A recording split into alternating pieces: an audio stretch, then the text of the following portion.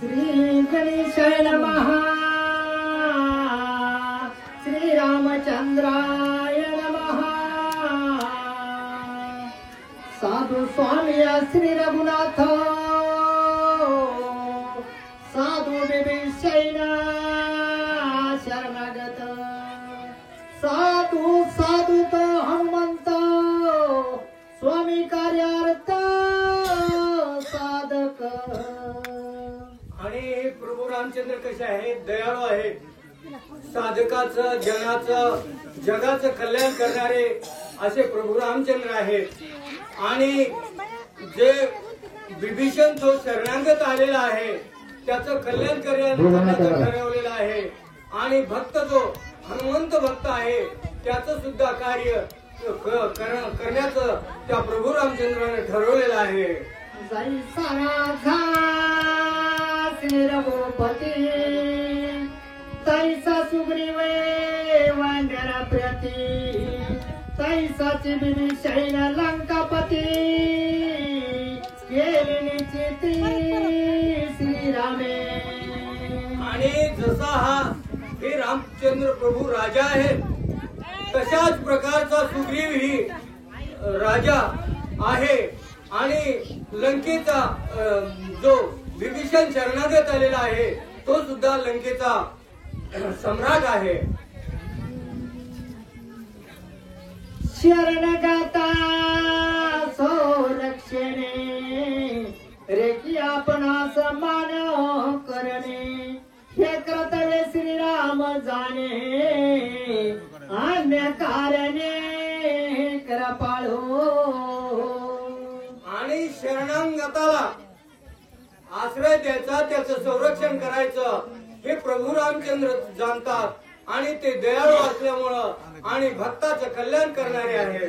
न जिंकिता दशरण विभीषण शिया लंकादान श्रीरामाची कीर्ती अति पावन विधोरण श्रीराम। आणि हे प्रभू रामचंद्र काय करणार आहेत? हा शरणागत विभीषण आहे त्याला लंकेचं राज्य देणार आहे। कीर्तिवान राजे सुरगणी कीर्तिवान जे ऋषी जनी कीर्तिवान राजे वानरगणी कीर्ती पावन तीन लोकी। आणि वानरामध्ये जे कीर्तिवान भक्त आहेत तसेच या ठिकाणी रामचंद्र प्रभू शरणागताला कल्याण करणारे आहे। सत्य बंधू विभीषणा प्रत्येक नंदना त्याची झाली अन्यथा शरणा जुल्म मरणे ते कैसे। आणि ज्यावेळेस हा विभीषण शरण आलेला आहे आणि त्याला जर प्रभू रामचंद्रानं संरक्षण दिल्यानंतर त्या ठिकाणी जन्म मरणाचा प्रश्नच येत नाही। एका जनार्दना शरण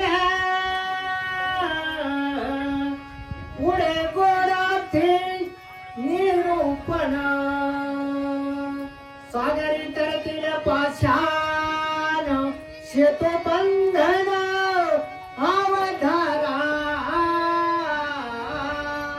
आणि पुढे जे तुम्हाला श्रवण करायचं आहे पुढील अध्यायामध्ये फार मोठं सुंदर आणि अमृतासारखी कथा आहे।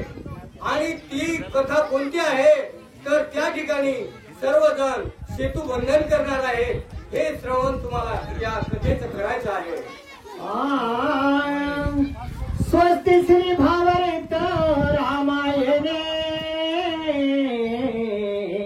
सुंदर कांड एका कारटिकाया विभीषण लंका राज्याभिषेक नामस्तु मोतृप गोरा पुंडलिकाग्र श्री रामचंद्र भगवान की जय, पवन सुत हनुमान महाराज की जय, जनार्दन स्वामी एकनाथ महाराज की जय, शिवपार्वती परमेश्वर सद्गुरु बाळू मामा महाराज की जय, बाळू मामाचा मंगल. मला सुरू एवढं